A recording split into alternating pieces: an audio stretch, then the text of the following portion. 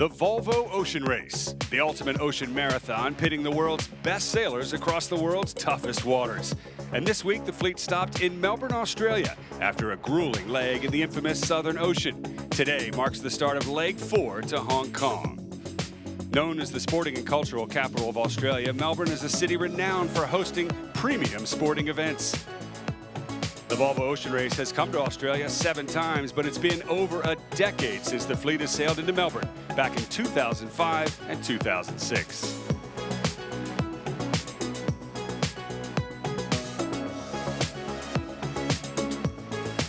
The boats are here again, staged in the heart of the Docklands district in downtown Melbourne, and the race village is abuzz with activity. And while the city's offered a well-deserved break for the sailors, it's been short-lived. One of the shortest stops in this race, they've barely had time to rest and recuperate from the relentless Southern Ocean.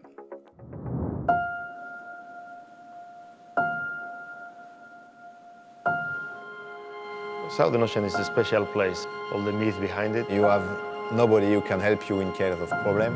History just shows that this is the leg where the most damage occurs. It's not a comfortable ride. I don't know if it's the kind of leg I'm looking forward to. I think it's the kind of leg I'm afraid of. You're in a vulnerable spot, but also in a little bit of sailing paradise. With the wind, in the cold, in the waves, far from anything, it's a pretty unique experience. We are ready for it.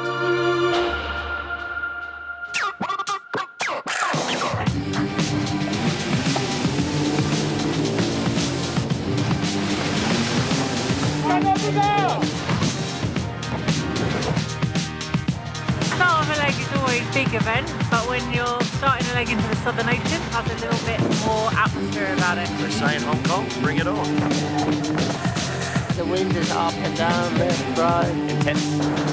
We're all geared up for a pretty horrendous night of slamming, banging. It's a bit bumpy. They're fighting hard. We don't play an action over right now. Brunel is very close as well.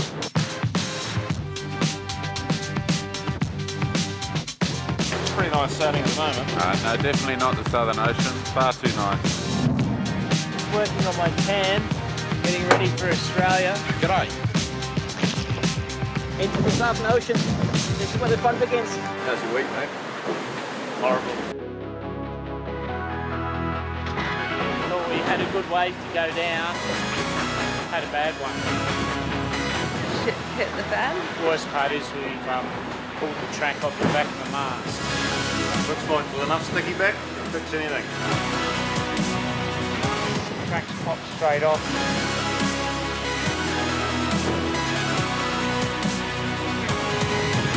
Try it again.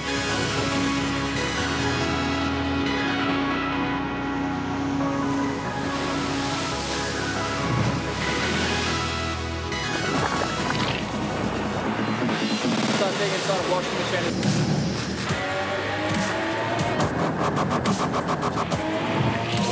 Yeah, that's a bit scary.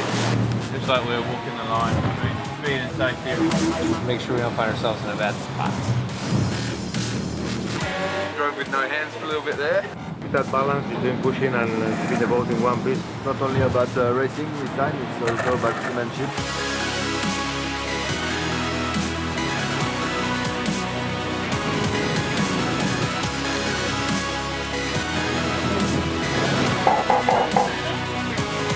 They're more than confident sailors, they just haven't experienced these conditions before. It's all about having each other's backs. We've been 12 hours on deck, 14. That's life at the extreme.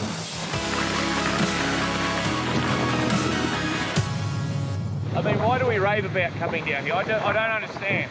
Yeah, we all think we're tough or something. I don't get it. What is all? Southern Ocean, Southern Ocean. I'm over the Southern Ocean. Yeah, second attempt. Hope for the best. We're again in a close battle with, especially with Chapman. During 30 hours, we are going to jab every hour, so it's a nightmare. What is an ice gate? Now, that's a good question. The ice exclusion zone stops us from running into icebergs, basically. Safety first. Today is all about jiving down the exclusion zone. The liquid Himalaya ice skate. It's going to get cold and wet. moments where you wonder what you're doing down here in a little carbon shell. This boat is a prison. Then other moments, quite in awe of the natural beauty and harshness of the place. Hi, everybody! The last 2-3 days been just a little bit crazy. No, it's all about drag racing. 3 hours on, 3 hours off. So I probably should have slept, but I didn't. Leads changed a few times. When you put two boats together, you get the best out of each other.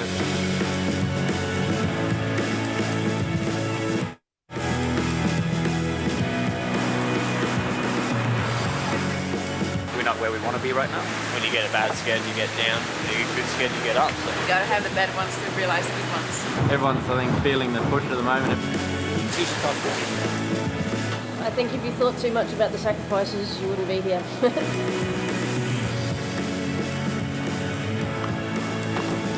Sweet ass whales. What to eat, mate? Better. Thank you, Santa.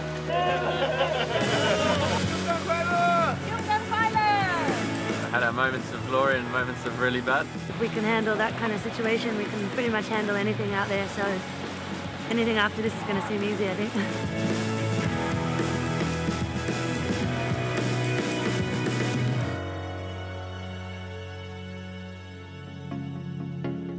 Here are the results after leg 3. A double points leg sees Mafre's lead extend to 29 points over Dongfang race team and Vestas 11th Hour Racing, both tied for second on 23 points. 9 points back is Team Brunel in 4th, followed by Team Sunghung Kai Scallywag in 5th, Team AXA Nobel in 6th, and Turn the Tide on Plastic in 7th. And the scenes on the dock this morning were a mix of excitement and apprehension. These sailors, they're all good friends off the water, but they know that once they get back out in the ocean, they'll battle each other and the elements. Dignitaries from the Volvo Ocean Race, Melbourne and Hong Kong greeted the sailors to say goodbye as the crowds watched them head down to the boat. You think about the last leg they came through the Southern Ocean, it was brutal. Not much downtime here in Melbourne to rest and recuperate before having to get right back out offshore and into the routine again. I saw one child say, "See you in Hong Kong, Daddy." These kids, just like the sailors, are used to this game. And you know, unlike any other sport, these athletes have to leave their family, put their game face on, and keep it on for days and weeks on end.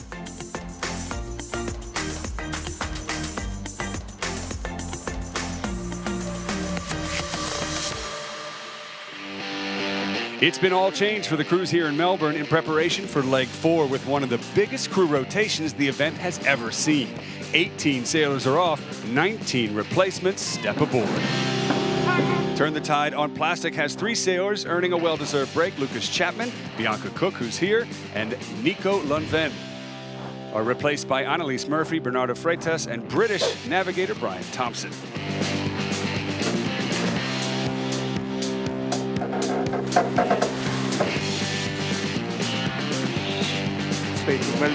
Next, here's a look at the crew changes aboard Team AXA Nobel. Emily Nagel, Alec Peya, and Justin Ferris are off, replaced by Peter van Niekerk, Cecile Leggett, and Luke Malloy.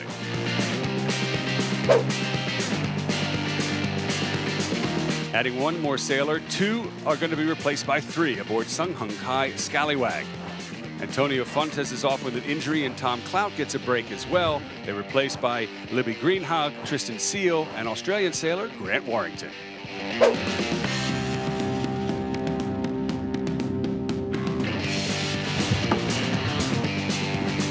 Some big-name replacements aboard Team Brunel. Here's a look at who they are. Alberto Bolzan, Louis Balken, and Annie Lush, and Peter Burling are all off, replaced by Sam Newton, Jens Dahmer, Rome Kirby, and Sally Bartko. Big change is underway aboard Vestas 11th Hour Racing as well. Skipper Charlie Enright had to head home at the last minute to some family health issues, and we certainly wish him the best. Mark Towell will fill in for Charlie Enright, and Yenemia Hansen is also off, replaced by Phil Harmer and Hannah Diamond.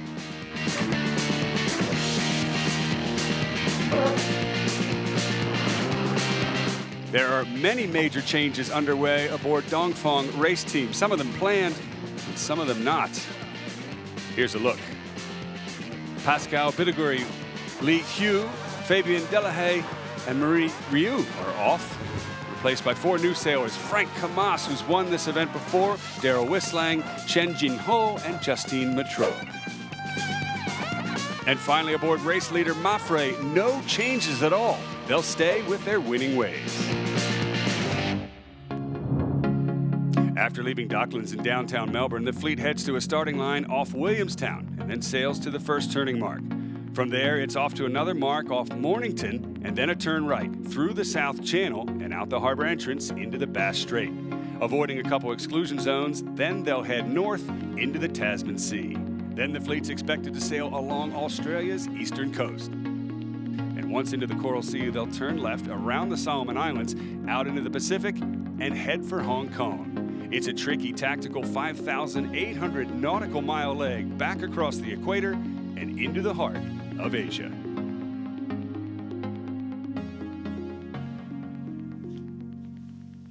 And the navigators are going to have to keep their eye on the long-term weather and the short-term for today's start here in Melbourne. We've got a south-southeasterly breeze, 10 to 15 knots. It's warm, 22 degrees Celsius, a light cloud, and the tide is going out against the wind. That's going to make the chop build at the exit of the harbor as they head offshore. Hello and welcome to our live coverage of the start of Leg 4 here in Melbourne. I'm Tucker Thompson in for my good friend Andy Green, and I'm joined by Bianca Cook, fresh off Turn the Tide on Plastic. And Bianca, I'm sure you'd rather be out there back on your boat, but it's great to work with you here. Yeah, it's great to be here with you too, Tucker, and I'm really looking forward to seeing the leg start and get underway. Now, you've just come, this is your first Volvo Ocean race. You've just sailed in the Southern Ocean for the first time. What was that like? Does that change you as both a person and a sailor? I don't know. Yeah, it definitely changes you as a sailor for sure. It was pretty gnarly down there and very, very cold. And I think the hardest part was actually getting out of your nice warm sleeping bag and having to get on deck and face the fire hose again. But, you know, this next leg's going to be different. And I think the last leg was a bit of a taster for what we'll see in the next Southern Ocean leg.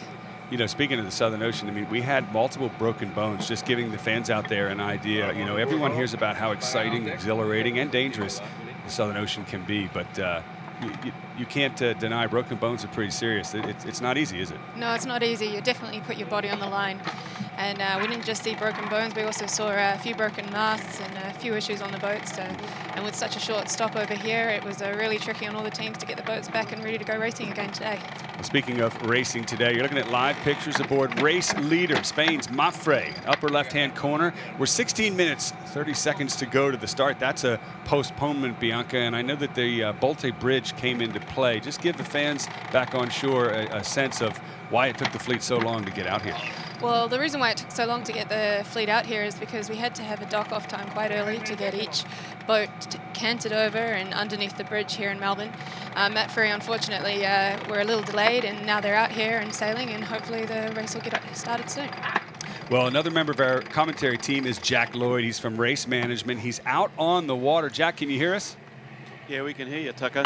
Well, it's great to have you with us. Give us a sense of what you see, what the sailors see as they're preparing for this start and this short upwind beat. Yeah, we're just on the right-hand side of the course at the moment, and it's a beautiful day. It's just getting better, and we've got about 10 knots of wind, and everyone looks like they're set to go. Some have got J1s up, and others are just hoisting, so it's getting pretty close now. Well, for the sailors watching, and I'm sure there are many around the world, everybody knows that the first upwind leg, you can choose left or right, and it's such a short beat that you've got to get it right. What you can see on the water is better than our view here, so which way would you go if you were starting on one of these boats? Well, I think the traditional way, the safest way, is to start on starboard, heading towards a spectator fleet, but I don't think they'll be long on starboard as where the spectator fleet are, just outside the channel. It's quite shallow, and the boats don't have much room there before they'll go aground. So I would see them start on starboard and maybe call for water and tack over, because it's a very short beat and you need to get back into the channel to get to the first mark. And having looked at the graphic on the course, I know that also in the upper right-hand corner, there's a headland that sticks out, and I'm sure it gets pretty shallow there as well. Yeah, it's very, very much staying in the channel for this first bit, and once you get out into Port Phillip Bay, you have a little more room to play. And last question for you, Jack. When you look out over Port Phillip Bay, are you seeing more breeze out in the middle? No, it's just a nice steady breeze, actually. We were expecting maybe a little bit more, but I think they'll be pretty happy with what they've got at the moment. But you're going to have to be pretty well placed on the line, or I think you'll be looking to get out of that leeward position pretty quickly. All right, Jack, thanks very much. And finally, the fourth member of our commentary team is a local sailing expert, Mark Bergen. He's up in a helicopter, and he's got the best view, of course, of the race course. There you can see the postponement flag. Mark, can you hear us? Certainly can, Tucker. You know, we were told it's a south-southeasterly, 16 knots of breeze, roughly. Is that what you're seeing? And long term, what do you think the breeze is going to do throughout the next few hours? Look, we know that the breeze is going to build the further the people go down the bay, but I'd definitely be going out right. I'm seeing more shifts coming from the right, so I think we're going to see most of the boats, as we said before. They'll go for a short starboard tack and then go over to port to pick up those shifts. And since you know these waters certainly better than we do here, the typical prevailing breeze is what? Westerly is what you'd expect, south westerly, but we do have land effect coming in here. Melbourne's a big urban environment, and so we're getting quite a bit of heat coming up on that. Hence the reason for also coming up west. All right, great. Mark, thanks very much. We're going to check back in with you once the fleet starts heading onto the race course. Less than 13 minutes to go. And there's a good look at the streaks of breeze coming across the course. You heard Mark telling us that he's seeing righties, and that would make sense as this southeasterly breeze is probably going to clock to the right and build as that heat fills in inshore. Would you agree, Bianca? Yeah, I would agree with you there. It definitely looks like more boats will be going out right at this stage. Now let's take a look at the scores again, Bianca, just to remind everybody who's in what position and, more importantly, what teams can do if they're trailing to try and catch up. So we've had 3 legs in this Volvo Ocean race. Impressively, Spain's Mapfre, Xavi Fernandez, the skipper, 29 points, 6 points ahead of Dongfeng race team from China, Vestas 11th Hour Racing, representing the United States. And those two are tied for second place, 23 points. Then there's a bit of a jump. We've got Team Brunel, Bauerbecking in his 8th Volvo Ocean race. He's finished second 3 times. He's finished third twice. I asked him this morning, there's only one more place to go.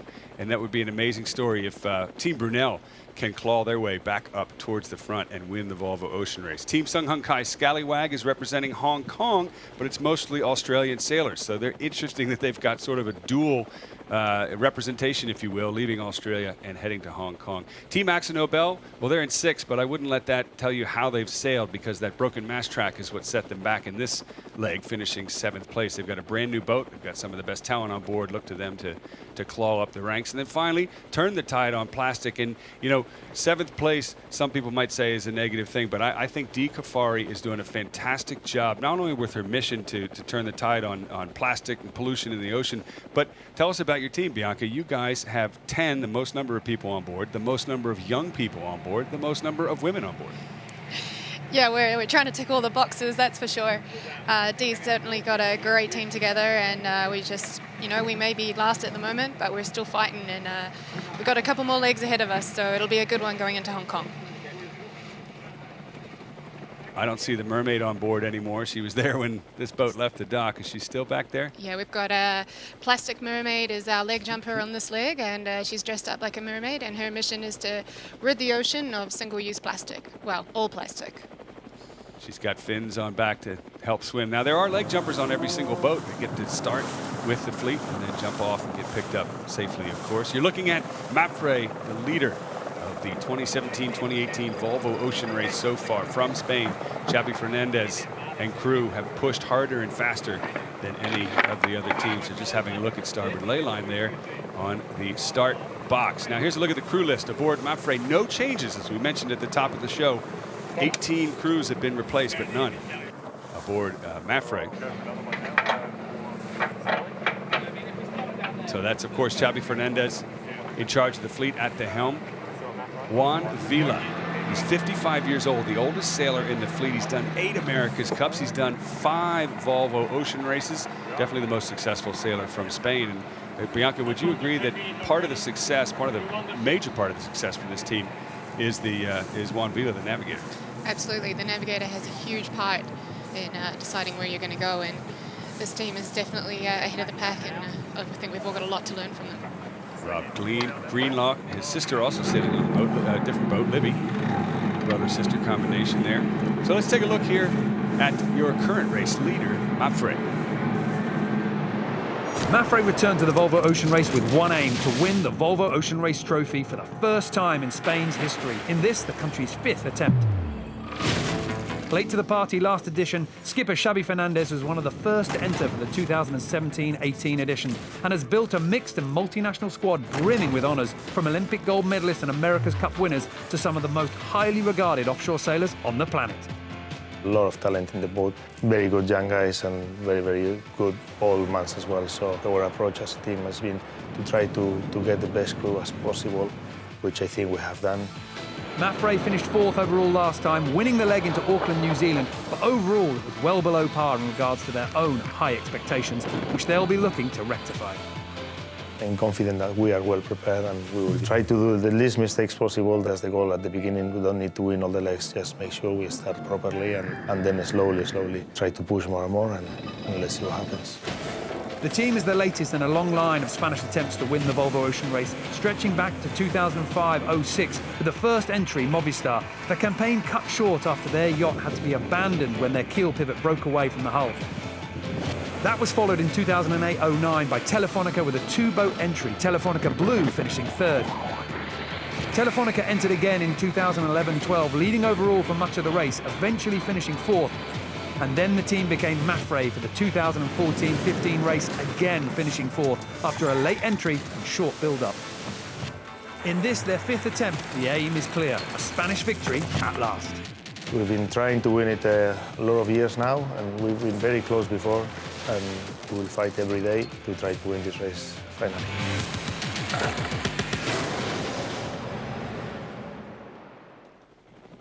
Back out on the water, live pictures. To the far left is Mapfre. To the far right, the other red boat is Dongfang, currently sitting in 2nd place, representing China. Let's take a look at their crew. Charles Caudrelier from France, a lot of French crew members aboard.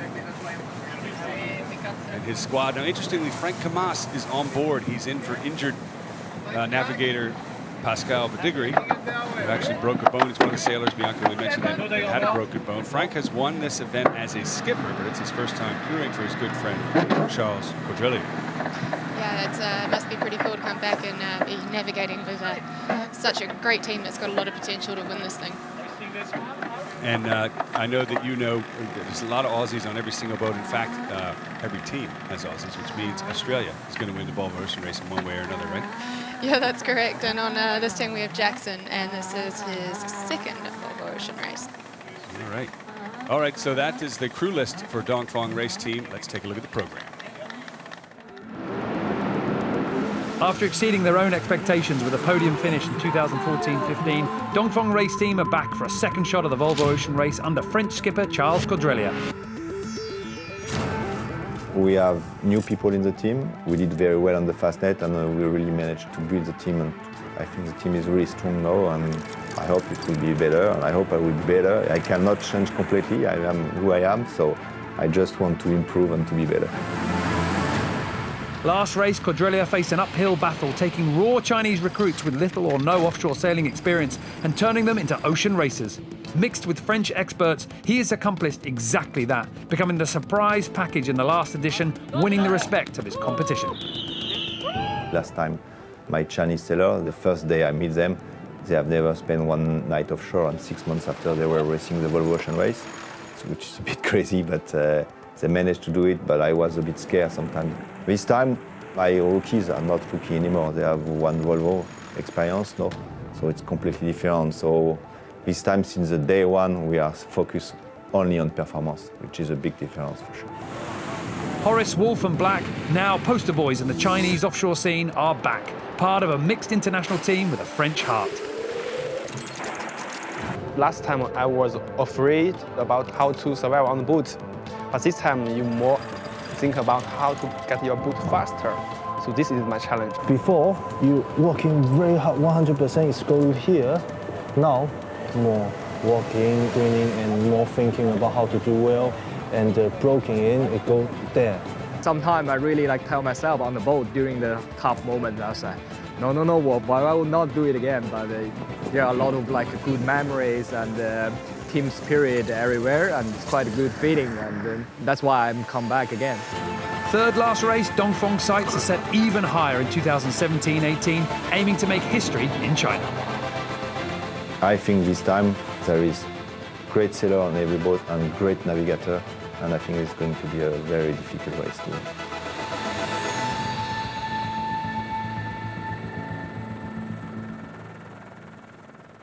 Tough competitors for sure aboard Dongfeng.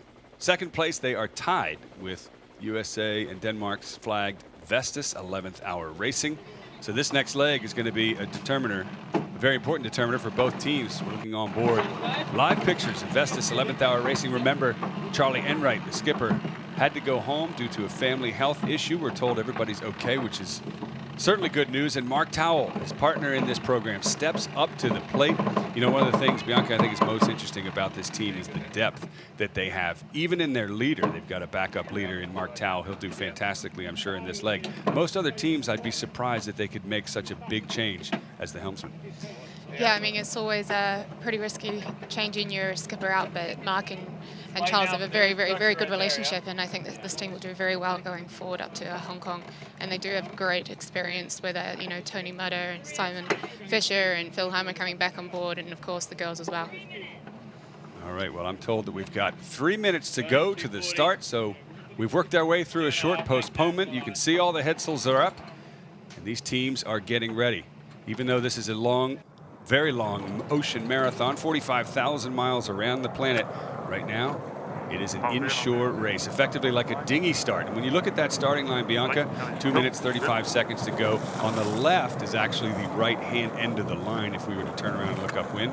And the pin end is to the far right of screen. Which side do you like? Which right or left boat or pin end do you think we'll see these boats fighting for? Well, I'm thinking that they might be fighting, well, I would probably be fighting for the boat, but it looks like they're hanging around the pin a bit, so it should be interesting to see what we get once the boats cross the line. Either way, this is going to be a very compressed course.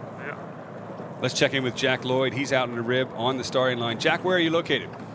We're just outside the race committee boat at the moment. We have ex-Nobel between us and the line, and kind of agree with Bianca. I think you're going to want to be heading off on port fairly quickly after the start. So I think they'll end up with a conservative starboard tack start, just because this is tight and it's better to be safe than injured on this start, I think. All right, Jack, thank you very much. And that means if you want to be one of the first boats to tack on to port, you need to be to the right of your fleet. 4 of the 7 teams are AkzoNobel, Vestas 11th Hour Racing, Mapfre, and Turn the Tide on Plastic, all fighting for that right-hand end. High risk, high reward. Every inch counts. Even in 45,000 nautical miles, these guys want to get off the line just as if it was a world championship in dinghies. And there you can see the split in the fleet. 2 different minds, Bianca, for sure. Yeah, absolutely. It's certainly going to be an interesting one, especially if it's tight coming off the start. There it is, the 1-minute signal. Clock ticking down, tensions picking up. Have a look at Turn the Tide on Plastic all the way out to the right. Will they make it into the line? Will they get shut out? Here's Mapfre, your leader, also fighting for this right-hand end. They've just tacked onto starboard as well. The onboard reporter covering all the action. Live shots on board. There's Sophie Cizik, local Australian sailor. Her parents were on the dock this morning, very proud. Coming up on 30 seconds. Turn the Tide on Plastics may have timed this perfectly or be a tiny bit late. Mapfre, however, is going to try and squeeze in there, but have a look at Vestas 11th Hour Racing. They are slowing down, trying to close the door on both of those teams. And there we go, 20 seconds to go, 15 seconds now to the start as the Volvo Ocean Race fleet heads for the line in a race spanning 45,000 nautical miles. Every inch counts, and that begins right here at the line. All bows going forward. Here comes the gun. We're off, and with that, it's goodbye, Australia. Hello to Hong Kong. There they go, Mapfre, beautiful start. Was anybody over, Bianca, to your right? No, to my eye. What was interesting was seeing Scallywag coming across on port and then having an attack at the last minute. Okay, and Murphy, just as we talked about, just as you said, Bianca, start to the right, and then Jack mentioned tack immediately onto port. Your race leader doing exactly that. Your team, turn the tide on plastic, also looking good to the right-hand side. They'll duck Murphy, but clear air has them continuing on starboard. Look at Vestas, middle of the track, blue sails. If they tack, just like Sung Hung Kai Scallywag is, would they be able to cross your team? I believe so. Now somebody's going back. Dong Fong over early, down at the pin end. I thought they might have just pushed it a bit too hard, and so did the committee. They'll go back and restart behind the rest of the fleet. Yeah, it looks like Scallywag are having a bit of a hard time trying to do the port start. They're having to duck quite a few boats here. Including your team. Turn the tide on plastic D, Kafari. Remember the start of this race back in Alicante, you saw them weaving in and out of the spectator fleet. This time in Australia, a bit more better behaved. But look at Murphy, done exactly what we figured they were going to do. Start to the right, tack onto port, clear air, good speed. And here we are on board. Blair Tuke, America's Cup winner, Olympic gold medalist, just grinding on the runner there. Team Brunel also on port, right-hand most boat. If the breeze does shift right, and we heard Mark Bergen say that it will throughout the day, that could be an advantage to the boats that are on the right. That would be Team Brunel, far left of your screen, right of course. Mapfre leading. Sung Hung Kai Scallywag, the dark sails there, and then Vestas 11th Hour Racing, and then a couple other teams there still sort of looking for clear air out to the left-hand side. Let's go back to Jack Lloyd on the water. Jack, you were down there. You had a look at the start. What did you see with Dong Fong? The line, I think she may have failed, or thinks she failed one of the boats when she was trying that port tack start. So it'll be interesting to have a look at the footage later and see exactly what happened. But we're lured of Brunel at the moment, and her and Mapfre are looking very strong out here on the right. All right, thank you, Jack. And now let's go all the way up into the sky. Mark Bergen in the helicopter, our local Australian sailing expert. What do you see on the course as far as where the fleet's heading? Well, we've got Mapfre and Brunel. They've definitely gone out right very early. Dong Fong and Turn the Tide on Plastic over here on the left-hand side of the course. They're going to have much further that they can go on this track, so I don't think the game is over for them. My call on Dong Fong was that they tacked in another boat's water, hence the penalty that they did. That didn't appear to be over at the start. All right, great info. And of course, you've got the best view in the house up there. We're going to check back in with you. There you saw Mark 1, the bottom of the screen. It's definitely long port tack favored. And that's what you guys called, both here in the studio, Bianca, and out on the water. So every boat now on port, and it's a speed race to get to mark number 1. Live shots from down on the water on Jack Lloyd's boat, the Rib, Sung Hung Kai Scallywag. More Australians aboard than any other team. In fact, more Australians are in this Volvo Ocean Race than any other country. 15 of them represented. And certainly a vast majority of them here. That team knows these waters. There's another Australian, Sophie Cizik, in the back of race leader.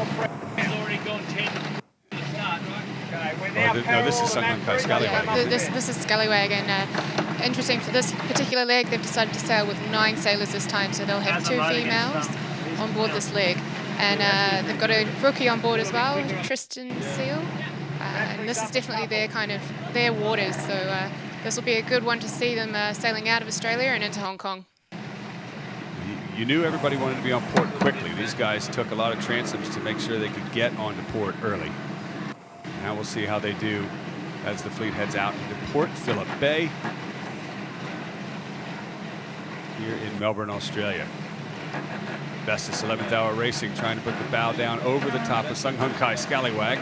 Scallywag's going to have to do the same to keep their air clear. Looks like good breeze and good angle on port tack so far. And look at the spectator wash on the right-hand side of the course. Gauging off them a bit. Everybody's out here. New Year's holiday. Even the team celebrated New Year's a few nights ago. Same with everybody knows there was a little bit of champagne, let's just say, flowing. And then these guys had to brush that off and get back into the race mode. Speaking of race mode, look at Mapfre. So we're a little high and slow. Yeah, Mapfre leaders. It's good to see them out in front. And also, it's really interesting to see Brunel were slow off the start, but they've really done well by starting on port and, really extending on the rest of the fleet. team has one of the best attitudes of anybody in the fleet. They've got a sports psychologist that works with them full time. They also have a couple of Aussies on board as well, and Kyle Langford is probably quite happy to be obviously sailing into Australia, but sailing out again.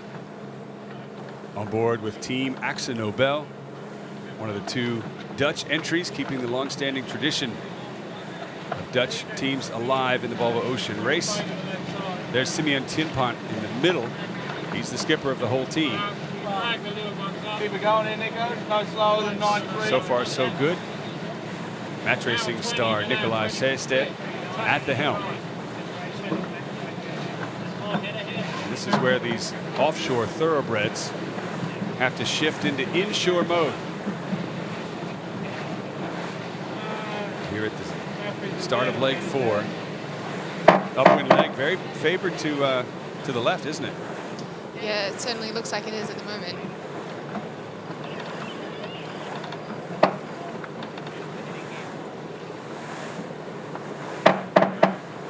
Dongfang, that penalty cost them a lot of distance, but now they're also sailing in bad air on the boats in front of them, so it's a double negative. One of them is Vestas 11th Hour Racing. Beautiful conditions out there. Kind of makes you wish you were back on your boat, doesn't it, Bianca? Yeah, it's pretty hard sitting here watching all the boats sailing. I definitely wish I was out there, but I'm of course happy to be here with you too, Tucker. Oh, you're very kind. I think I'd rather be out there too. Yeah, it definitely looks like a great day to go sailing. So here we go, graphic look of the whole fleet from overhead. Dongfang all the way out to the left hand of the course, right hand side of the screen, and all the way to the far right of the course, or left of our screen, is Team Brunel. Mapfre's leading, bow forward to the right hand side. They'll get to the ley line, the shortest course into mark number 1 first, so look for them to tack on to starboard. And under the rules, they'll have rights, but I don't think it'll matter because I think they're across pretty much everybody. Yeah, it's definitely looking like that. Big question, though, in the middle of the fleet with so many boats on port is what's going to happen when the first few starboard tackers, Vestas 11th Hour Racing, Sun Hung Kai Scallywag, flop over onto starboard at the ley line. Are we going to see any close ducks? Here's one for Brunel on starboard. Looks like Brunel were the first one to go over onto starboard, and Scallywag are having to do quite a large dip to get around them. Bauerbecking in his 8th Volvo Ocean Race. Could this be the one that has him seeing first spot on the podium? Vestas 11th Hour Racing overstanding quite a bit if in fact Bauerbecking's team is on ley line on starboard. Tough to tell from this shot, but we'll fill you in. Vestas crossed Brunel and AXA Nobel ducked them. Here's a look overhead. Where's mark number 1? It's going to be on the right hand side. There it is. Okay, so Brunel nowhere near the starboard ley line. It's interesting that they're taking a hitch through the middle of the course there. I don't know whether they see some fresher breeze off to the left. Here we are on board Mapfre. Juan Villa on his knees in the middle, calling the ley line. He's got his eyes on mark number 1. Yeah, maybe. Xavier Fernandez talking to him. There's the mark that they have to clear around before a long reach in Port Phillip Bay to Mornington after this upwind beat. Great shots there from our helicopter. The majority of the fleet still on port. It'd be interesting to see if Brunel, with those 2 tacks into the middle of the track, make a gain on Mapfre. I see more breeze to the upper right corner based on that shot, Bianca, and that's where your race leaders are. Yeah, it definitely looks like, you know, they wanted to get out to the most pressure, and interesting to see why Brunel have gone that way, but maybe we'll see soon the benefits of going there. Here comes the tack. Is this normal that they've got these sails on basically both sides for the inshore portion of the race? Yeah, so what they've done is they've split their stack, so they can tack quickly.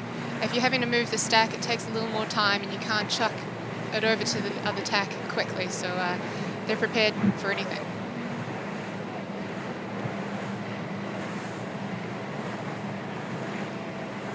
Let's check back in with Mark Bergen in the helicopter, the overhead view. He'll have an eye on how Brunel is doing. Mark, can you hear us? Yeah, I certainly can. And Brunel,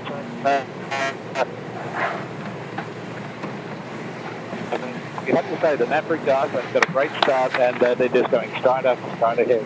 They're out where the too far. It's a big race for them.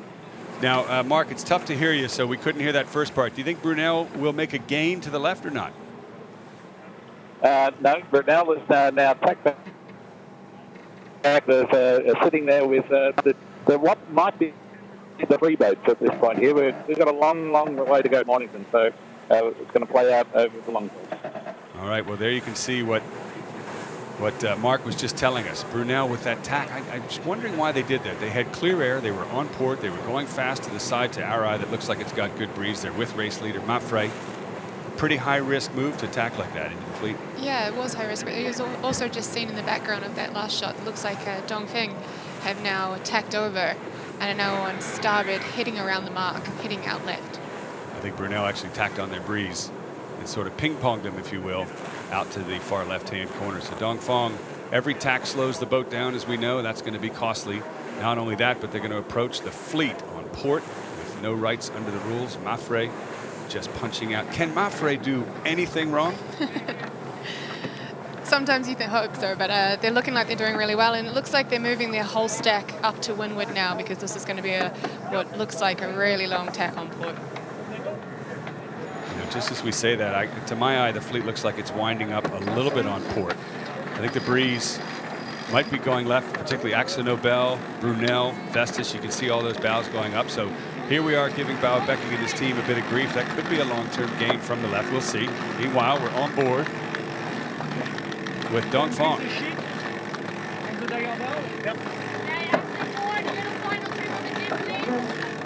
Looks like they're hoisting their board up right now, and they're moving to the jib trim. There's Frank Camas.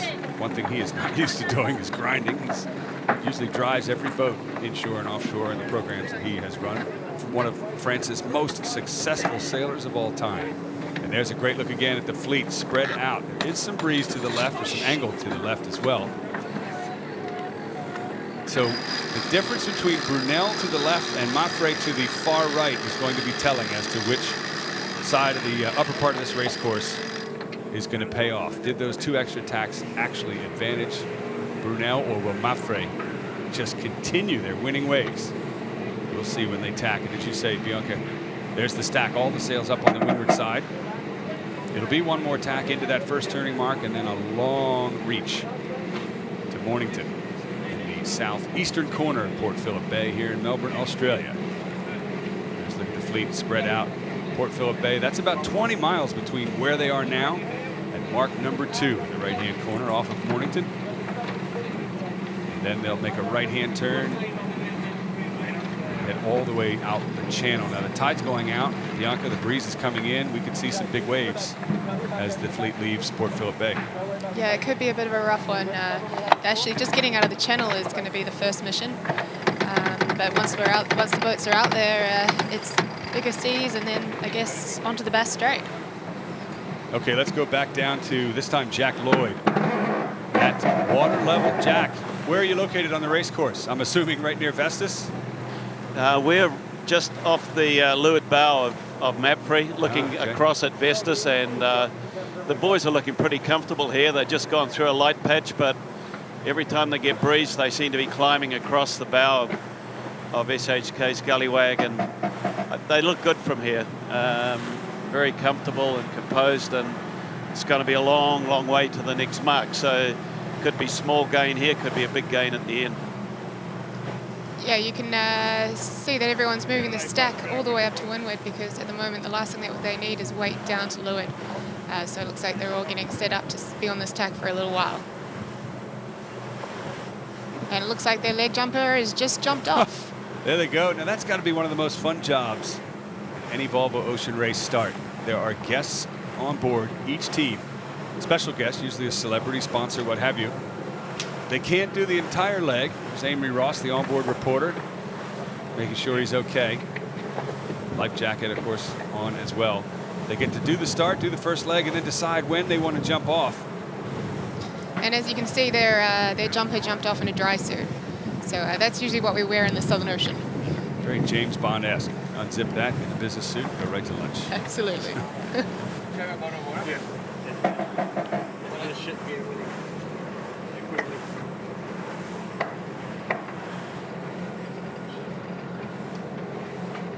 We'll go back into the helicopter, actually. We just spoke with Jack. Let's go over to Mark Bergen. Mark, anything changing with the breeze overhead? Well, I'm seeing maps here. They're continually being lifted. I suppose the issue for them is, will they actually be lifted above the ship that's in their course? That's going to be a big penalty if they don't, but the breeze is continually going left, and let's see where they wind up. And considering the prevailing breeze and what we were thinking was going to happen before the start, is this left-hand shift a bit odd here in Port Phillip Bay? No, as you get the decreasing land effect from the centre of the city, you will find that the breeze will go left down here. Sounds like these teams could benefit from having you on board, Mark. Thanks for the update. All right, so a little local geographic effect with the heat on shore, pulling the breeze to the left. And there, look at Team Brunel's angle. Far left-hand side of screen, the yellow boat is winding up. Meanwhile, Mapfre is going bow down. So they're getting a right-hand shift to the right, left-hand shift to the left. What does that mean? I have no idea who's going to gain. Yeah, it could be anyone's game at the moment, but it's interesting to see how lifted Brunel are, having gone more to the left early. Sophie Cizik at the handles of the main sheet there aboard Mapfre. Look at Mapfre's angle is definitely starting to tick down to the far right. Here we are with Axel Nobel, Simeon Tienpont and crew. Now that red flag in the back, not exactly sure. Is that a protest? Could that have been from the start with Dongfang? That could have been from the start with Dongfang. There's a look at the stack split. So this team hasn't either had as much pressure as the other ones or just decided to keep options open and sails on both sides of the boat. Interesting. It looks like they've got one of their sails plugged in, possibly the masthead. So it looks like they're getting ready for reaching already. And they're moving their sails, so it looks like we could have some more action on this boat. All the crew coming off the rail. We might actually see a tack setting up here for Axel Nobel. The stack going down to leeward. Crew on the handles. Maybe after the tack, we'll take a look at where they are positionally on the race course as far as the ley line into mark number 1. As Axel Nobel sets up for attack.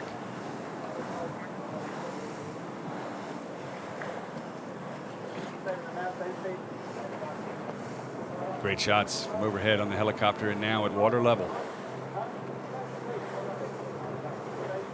Now I think that's Dongfang off to the far left, just across Axel Nobel's bow. So you have to wonder if, even though Dongfang fouled and then got forced out to the far left, if this left-hand shift that we're seeing might have helped them get back in touch with at least the middle of the fleet. Yeah, it does look like the boats that were more out to the left have actually really benefited from this going forward. And interesting to see what happens when Mapfre tack over as to whether they're still in the lead. And of course, for this team, Axel Nobel is a huge leg. They broke their mast track, had to sail without a mainsail for 2 days in the Southern Ocean. That gave them a 7th place finish into Melbourne. They're looking to climb back up the leaderboard. And this could certainly be the leg to do it. To Hong Kong, it's the trickiest leg from a standpoint of none of the teams have done this particular sail in that particular part of the world before. There's going to be a lot at stake, particularly for the navigators. And none of the teams have sailed like as a team through this area before, but I think Scallywag have probably got the most experience in these waters. You know, their home port is Hong Kong. There's a lot of Australians on board, so I really think that they're going to benefit from having the knowledge, and it'll be interesting to see how they do going forward during this leg. Big leg also for Team Brunel. Bauer Becking in his 8th Volvo Ocean Race. Interestingly, every single team has a Volvo winner aboard, previous winner, except this one. I find that quite fascinating. Bauer Becking in 4th place right now. They've certainly got some great sailors on there, though. Oh, no doubt, to be fair. If anybody knows anything about the Volvo Ocean Race, it's Bauer Becking and his team. He's forgotten more than most people know about this game. Been in it, as we mentioned, 7 other times. He took that tack out to the left-hand side, now being wound up a little bit on port. The overhead shot, there's Dongfang all the way to the left, all the way to the right of the course. Top of screen, top left of the screen is Mapfre. It looks pretty even among those top 4. Tough to pick between them. Mapfre did have a pretty good lead, but in this left-hand shift, I think it's given Vestas, 11th Hour Racing, Team Brunel, and even Dongfang a chance to be close as we look towards the top mark. Here's your team. How are they looking, Coach? It's pretty hard to be sitting here watching them sailing, to be honest. I see that we've still got to sail down to leeward, so it'll be interesting to see what they decide coming up to this mark. Well, all credit to you, Bianca. This is a planned rotation for your team. This is a planned rotation. All three of us hopping off. It was planned. We have a great squad of people that we're rotating through, and it's a chance for us to have a bit of a break before the next leg. Dee Kafari at the helm. The only woman to have sailed around the world 3 times, both directions. In her second Volvo Ocean Race. How is she as a leader? What's she like to sail with? She's fantastic. She's got so much energy, and it's really great to be sailing with her and with Liz Wardley and Martin Stromberg. It's a great team, and on this leg we've got Brian Thompson as the navigator, and I really think that we've got a chance to, move forward and hopefully a little bit further up the rankings. Oh, for sure. I mean, this is a long-term game, the Volvo Ocean Race. And I admire Dee's program. You know, she's the only boat carrying extra weight, extra gear on board to study the consistency of the water and what is in it in some of the most remote places on Earth.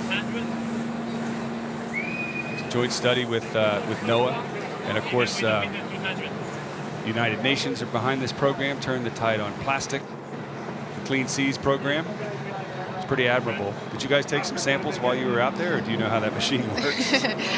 There's filters in the machine, and Liz is actually in charge of it, and the filters get changed every couple of days, and when we get ashore they process the information. It's pretty important to definitely rid our oceans of plastic, but it's a great opportunity to push the campaign, and we're a great team, and we're really looking forward to the rest of the race. On board with Turn the Tide on Plastic. You can see the breeze looks a bit streaky out there. Puffs and lulls. I saw in the last helicopter shot some breeze ahead of the entire fleet, I think. And it would look to me like it may be coming a bit from the right. I'm just guessing, because this is kind of a dizzying perspective to figure out where the breeze is coming from above. And that's Mark Bergen's view in the helicopter. Here's a look at the fleet, spread out. A lot more even than we saw about 5 minutes ago.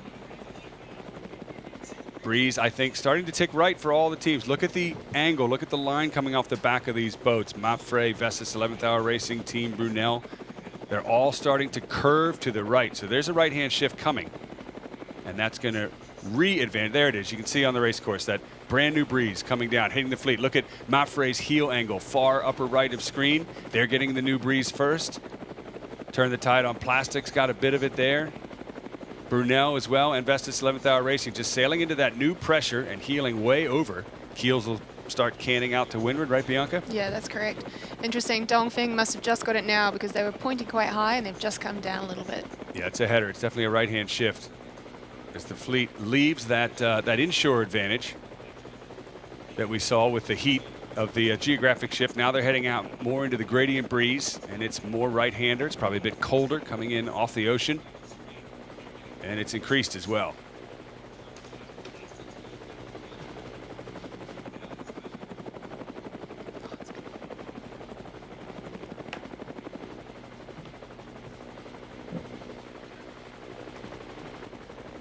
All right, so let's jump. Let's go back to Mark again, because he's got the real version of what we're looking at, this virtual eye overhead graphic. And Mark, we see, at least what I could see from your helicopter shot, what looks to be a fresh right-hand breeze and a lot more pressure, more white caps on the water, more velocity. What are you seeing out there?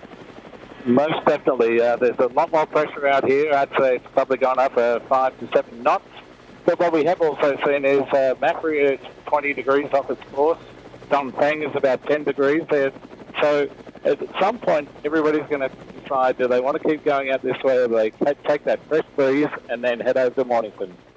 Thank you. What a great overhead shot we're seeing. You look at Brunel right now. They just got the puff. Huge heel angle. They'll be swinging the keel over, flattening out the sail plan there, putting the bow up. That's somewhat of a lift. Brunel's angle higher. Brunel and Turn the Tide on Plastic a bit higher than Mapfre and Vestas 11th Hour Racing. Here we are on board with Bauer, Becking, and crew. And it's breeze on. Sally Barkow upper right-hand part of the screen. Happy.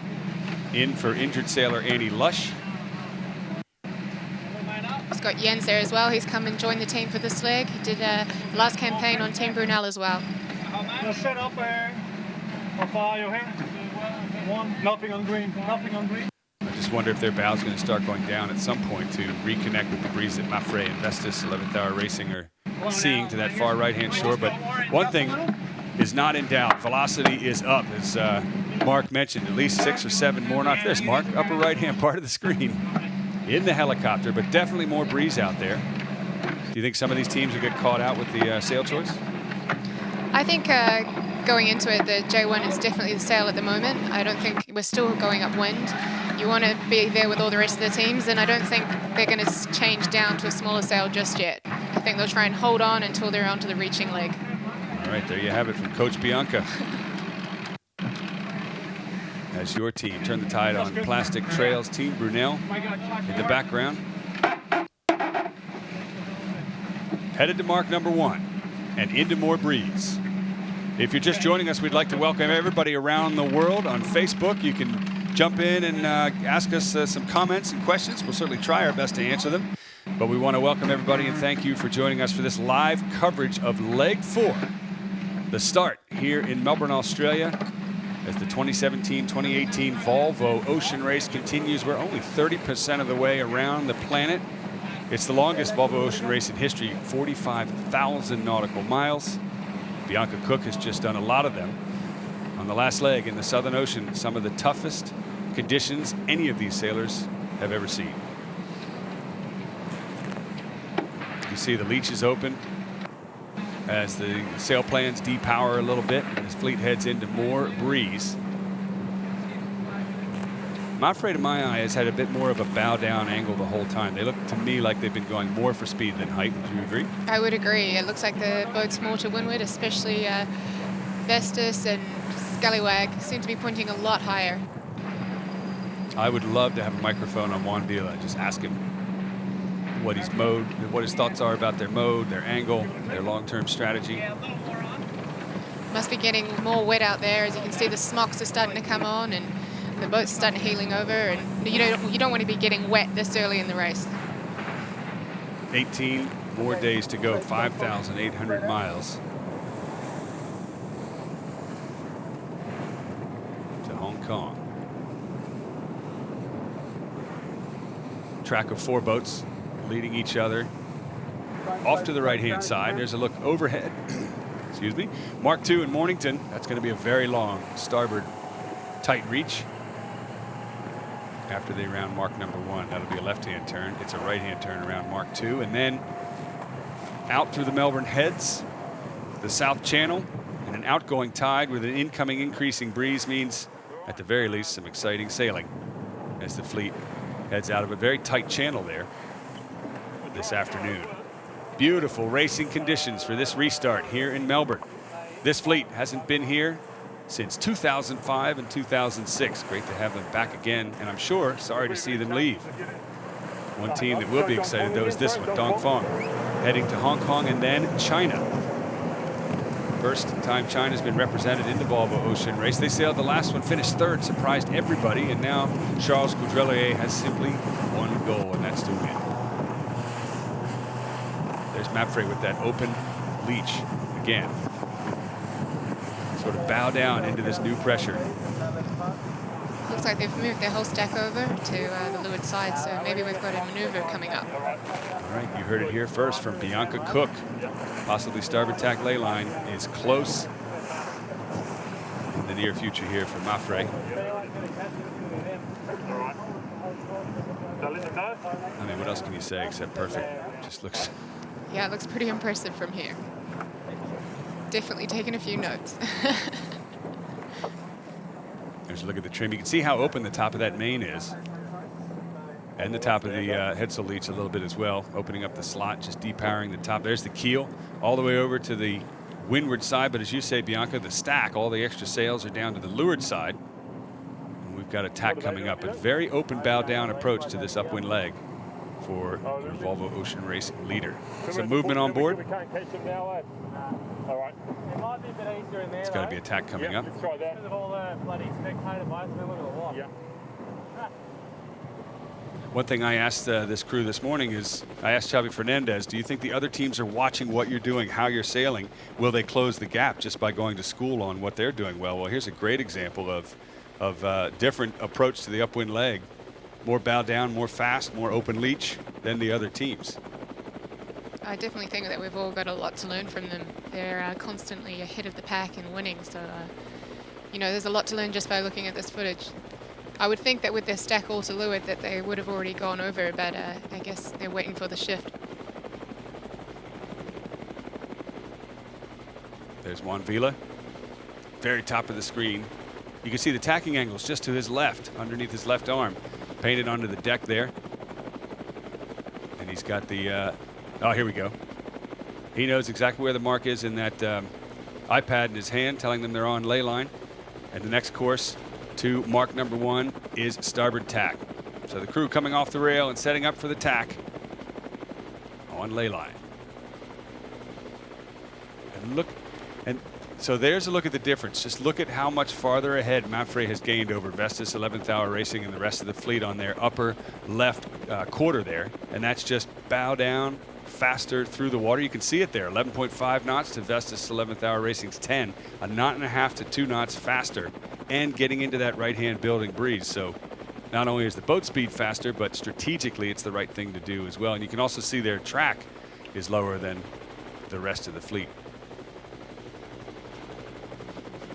There's Vestas 11th Hour Racing, Mark Towell in charge for Charlie Enright. I'm pretty sure Charlie's going to be watching this back at home. We wish him the best with his family, and I'm sure it's hard to be watching it, but it's got to be exciting at the same time. He should be really proud of this crew. Their second time in the Volvo Ocean Race, and they won leg 1. Absolutely, and they've got an incredible bunch of sailors on board, and I'm sure Stacey Jackson is excited to be sailing out of Australia, but also, you know, she's an incredible sailor and she really holds her own on board. Amy Ross, the onboard reporter, covering the action, bringing it to the fans around the world. Facebook, Instagram, Twitter, and of course YouTube. All the ways you want to follow the race, live at your fingertips. The official Volvo Ocean Race app. These guys are bringing you coverage the whole way around the planet. Not sure I'd want to be an onboard reporter though. That'd be a tough job.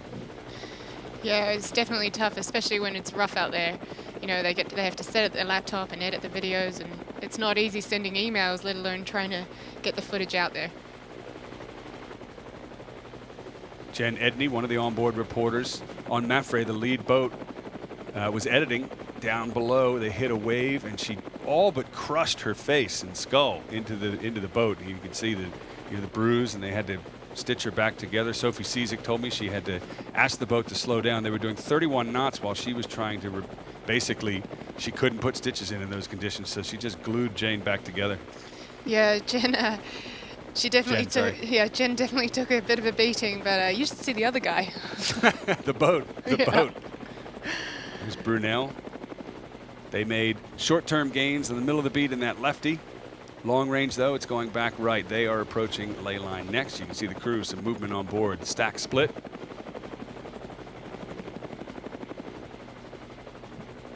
Currently sitting in 4th place on 14 points. And in their sights is Vestas 11th Hour Racing and Dongfang. This team looks to climb up the leaderboard. Bauer Becking told me this morning it is a very long race. He's seen it all.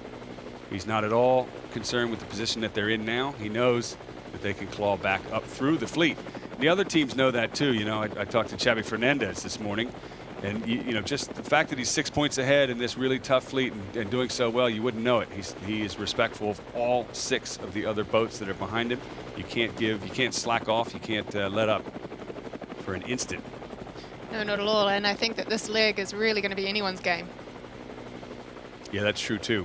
Fleet heading up along the Australian coast and into the Coral Sea, Solomon Islands, and then the China Sea. There's a lot of oil rigs out there, currents, there's fish nets. There's a lot of unmarked atolls and little islands that are literally just a meter above the water, particularly at night. It's going to be a very tricky leg. It's definitely a leg where you're going to have to be very onto it and very observant, not only of your own boat and racing, but of everything around you. Like you say, there's a lot of adults out there that are very hard to spot, and also the wind shifts that are coming off some of the islands as well. Keeping the navigators on their toes, for sure. Absolutely, there's not a lot of sleep that's going to be had during this next leg. There's a great look at the keel, canted all the way over to windward. Dongfeng actually broke their port ram, one of the 2 hydraulic rams that holds their keel, and that almost cost them second place coming into Melbourne. They've repaired it. Nick Bice, in charge of this fleet, told me he'd never seen that type of breakdown before, a keel ram in this fleet. This one design Volvo Ocean 65s. Some people were critical of the shift to one design in offshore racing, but you know what? Considering how close and how exciting it is, and the fact that the score line is in the hands of the sailors, I'd say this one design concept is a huge success. Definitely, it's amazing how close the racing is, and it's great, you know, to really push these boats as hard as you can and as fast as you can, really. And looks like on turn the tide on plastic, looks like we're trying to push hard and almost getting ready for that sail stack to move over to the leeward side and ready to tack over and potentially reach. This is the shot you can't stand the most, right, Bianca? Oh, I really can't stand this. This is really There's hard. There's a spot for you right there, upper corner, that blank space on right deck. Right there, next to Francesca. Yeah. Don't worry, they're holding it for you in Hong Kong, I'm sure. Oh, yeah. Breeze increasing. The top of the track here. There's a good look overhead. Interesting, Aksu Nobel and Sung Hung Kai Scallywag, particularly Scallywag. You know, they know this bay, they know these waters, and they've gone for a big gamble, far left-hand side. We saw the breeze going left early, but now it's ticked to the right. Advantage Mapfre in the lead. They're already on starboard. That little bobble there you can see in their track was a big puff and probably a velocity lift that they hit, but long term, they are getting wound up on starboard. Again, no mistakes for your race leader. Remember Dongfeng, that issue at the start, having to spin around. They've done a good job getting back into the middle of the fleet, and they're chasing Mapfre down, also trying to win the Volvo Ocean Race. Interestingly, Dongfeng has led the last 2 legs before slowly but consistently being ground down by Mapfre. Very frustrating, and I know this team doesn't like the look of the other red boat unless it's behind them. I think that's the same with every team. It's always nice to be looking back than looking forward. Fair enough.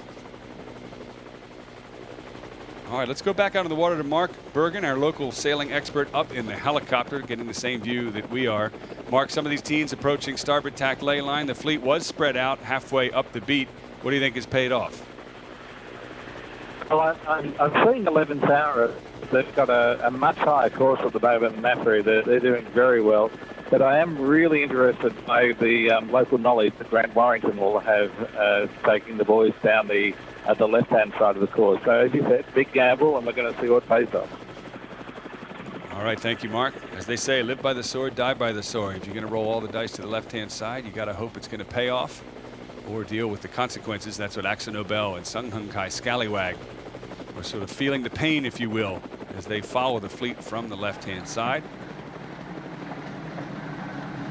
Only 5,797 more nautical miles to go to try and get back in touch with the leaders. Do you like that math there? I kind of had to work that out. Yeah, that was pretty impressive. It's been a long day. Dongfeng, second place on the scorecard, tied with Vestas 11th Hour Racing.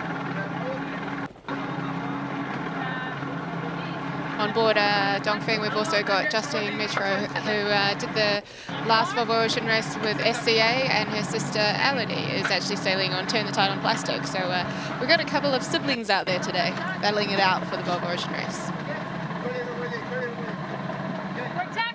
Here we go, tacking on board with Dongfeng.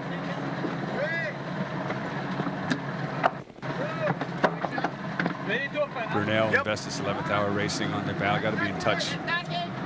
Not sure how close. Here we go. On board, bow down. Tack onto starboard.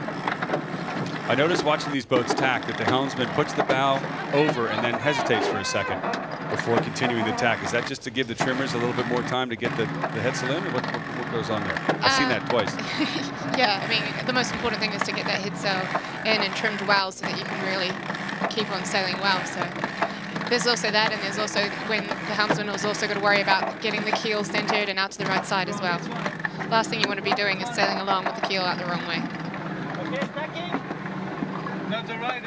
I think I saw some footage in preparation for this leg in the Southern Ocean with you guys and keel out the wrong way. A little bit of a not quite a planned maneuver, shall we say? No, the crash jibe is definitely not a planned maneuver in any case. But we managed to come out of it pretty well, and nobody was hurt or and nothing was damaged, and we managed to get the boat sailing pretty quickly.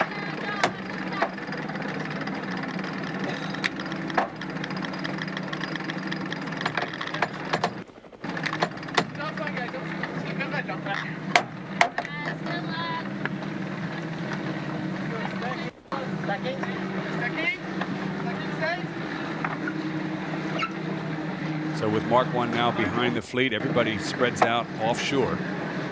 With Mafre still to the right of everybody.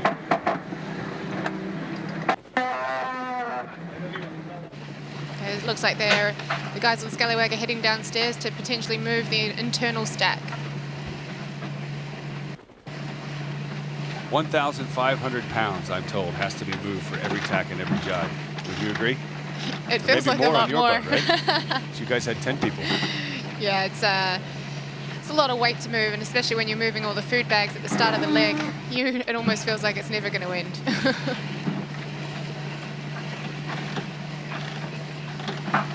Considering how much has to be moved tack for tack.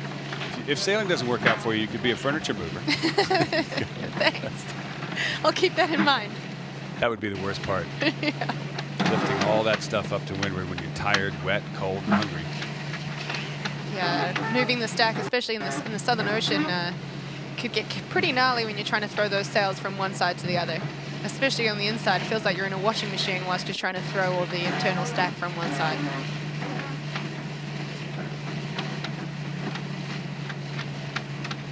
So we leave Sung Hung Kai Scallywag on board and get an overhead shot. There they are. Still rolling the dice in that far left-hand side. Axel Nobel way out to the left. Axel Nobel is actually is something to me looks off because they should be more in touch, I think, with the boats, even though they're on the far left. I'm not sure why. Sung Hung Kai Scallywag, we mentioned local knowledge. The most local knowledge, to be fair, of the fleet. And they are continuing to the left-hand side as well. Yeah, I think once the boats get out into the Bass Okay, Strait so and start heading up this coast, they'll definitely have a huge advantage. On board with Axel Nobel. Nikolai Seisted still at the helm.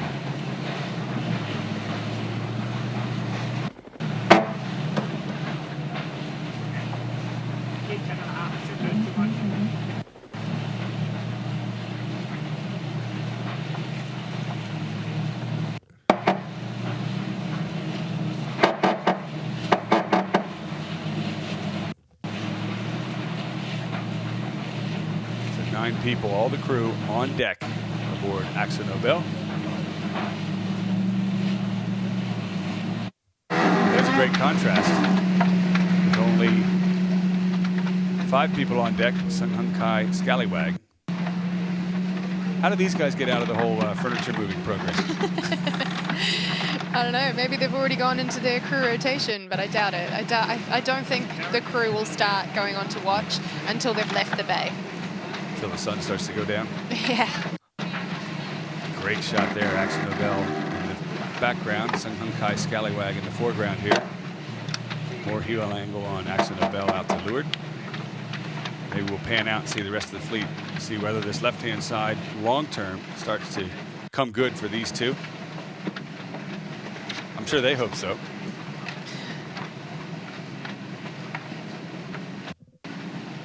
It's pretty impressive. These boats look massive compared to the small houses ashore.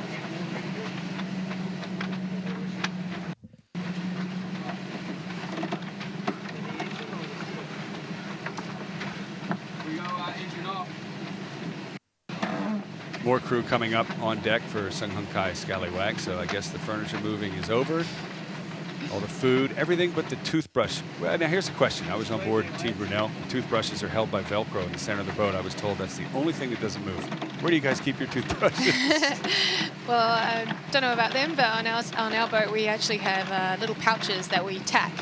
Okay. So we do tack our tack toothbrushes. Your toothbrush. Yeah. I like that.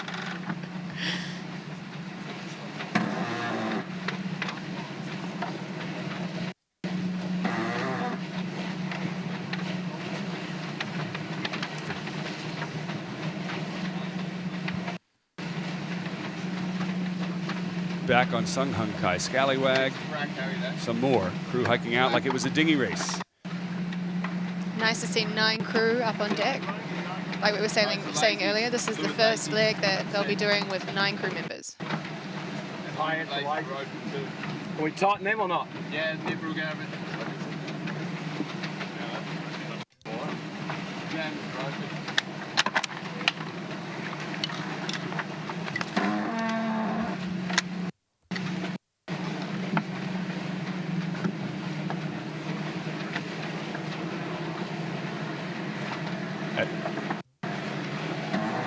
Leaving their home port of Australia for their other home port of Hong Kong.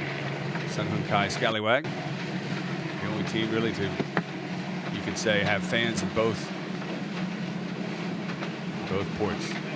Now, interesting, it says, Bianca, you pointed out, it says first place with respect to mark number 2. It means they're the leftmost boat and the fleet needs to go to the left or to mark number 2. There it is off of Mornington. The rest of the fleet way off to the right-hand side in somewhat of a crowd. So only 2 boats have continued, as we've mentioned many times here, off to the left. And we'll give you sort of a report of where the rest of the fleet is and how they're doing and who's ahead overall. As the beat turns into a long starboard reach. Yeah.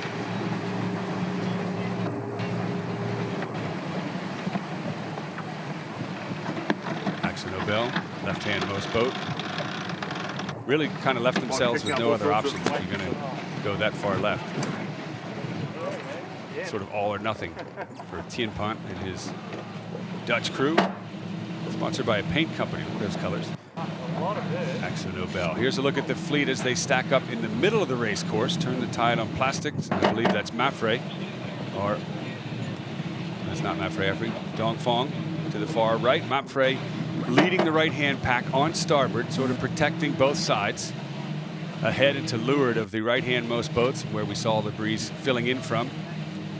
Somewhere in there is Brunel.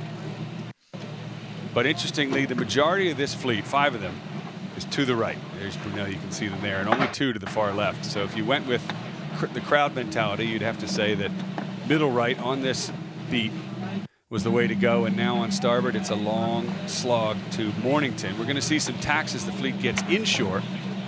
Also, the outgoing tide is starting to increase, pushing the fleet forward and building up the chop.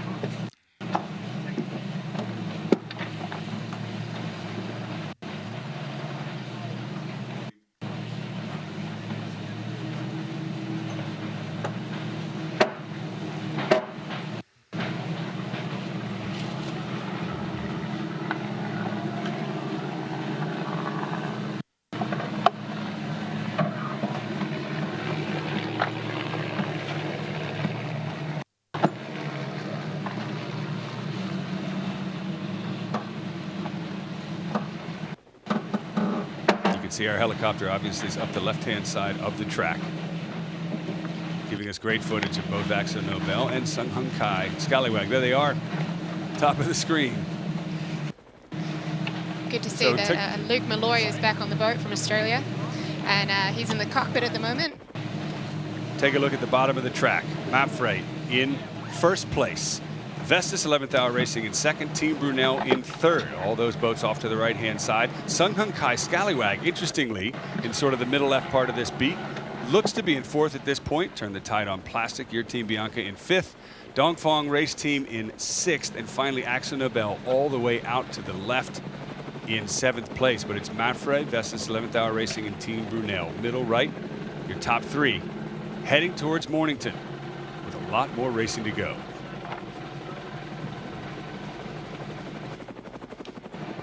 So here's a look at the weather the fleet is going to see over the next 72 hours as they head out into the Bass Straits, around the exclusion zones, and into the Tasman Sea. Sailing downwind in a southwesterly breeze, they'll then head for Australia's east coast, heading north. And we can see in the upper right-hand corner a low forming offshore. That may drag some of the boats out into the better breeze, which now shifts into the south, taking the fleet directly downwind towards the Coral Sea and out to the Solomon Islands. Big question then is, what is the weather going to do as they head towards Hong Kong? You'll have to stay tuned to see. And here's what the sailors had to say about the upcoming leg. The next leg, leg 4, is a big leg. It's going to be an interesting one. With plenty of opportunities, very technical. This next leg is going to be really tricky. It breaks down in a number of different sections as they all do. Very interesting leg, and I will say that the next leg and the one after are probably the one I'm scared about, because they are very, very complicated in terms of weather. We leave Melbourne, go through the cold of the Bass Strait, up the Australian coast with the Australian current against us. There are plenty of little islands, you know. Even now, I was looking a few days ago, islands I never heard of in front of the Australian coast. And then we head into a foray of islands. There is so much going on up there, reefs and islands. It's unbelievable, and it's pretty much new territory for most of us. I don't think any of us have probably done this route into Hong Kong. We're sailing into some really warm water, and that always has the potential for cyclone activity. So it's like we have like sort of double doldrums situation, you have some doldrum action before the equator and then after the equator. We get locked into the northeasterly trades, and it should just be a long 2,500-mile reach up to the Luzon Strait before we get into the South China Sea and make the approach to Hong Kong. So. And then it can be anything in the north, can be monsoon, can be windy stuff, can be light, can be downwind, upwind. So we have to be ready for everything. It's a long leg, 5,000 miles of pretty high stress. Pretty sure that more boats are going to be in contest this time, probably with extreme options, probably with nothing to lose. Everybody has a chance. Can last a lot in this leg. So for me, it's a very stressful one.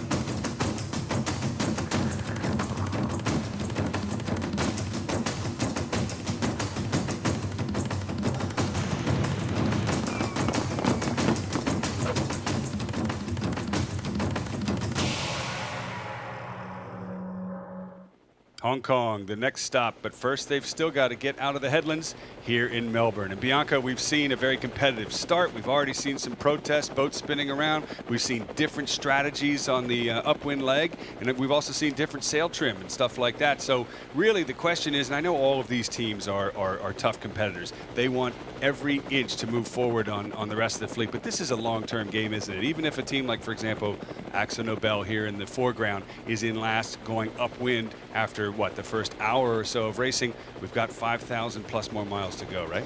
Absolutely, and this is definitely going to be a leg where the lead is going to change a lot. So you may be last coming out of the bay, but you could be first going out of the straight. So I reckon around the equator is going to be a chance for the lead to change a lot. So lots more to come. Even this afternoon on Port Phillip Bay, we're going to bring you the action a little bit later from when the boats leave the heads in about 2 or 3 hours time from now. But right now we're going to leave the fleet. Hey, you don't have to. Fans can follow all of these boats all around the world 24/7. It all comes from race headquarters up in Alicante, Spain. Be sure to follow all the Volvo Ocean Race action on social media 24 hours a day. Like, share, or comment on Facebook. And of course, plenty of fantastic images on our Instagram channel. For those that follow Twitter, you'll find us at Volvo Ocean Race. And for more in-depth analysis from race headquarters, at Race Experts, we'll take you there. And don't forget to download the official Volvo Ocean Race app for even more content from all the teams. And it all funnels through Race Headquarters.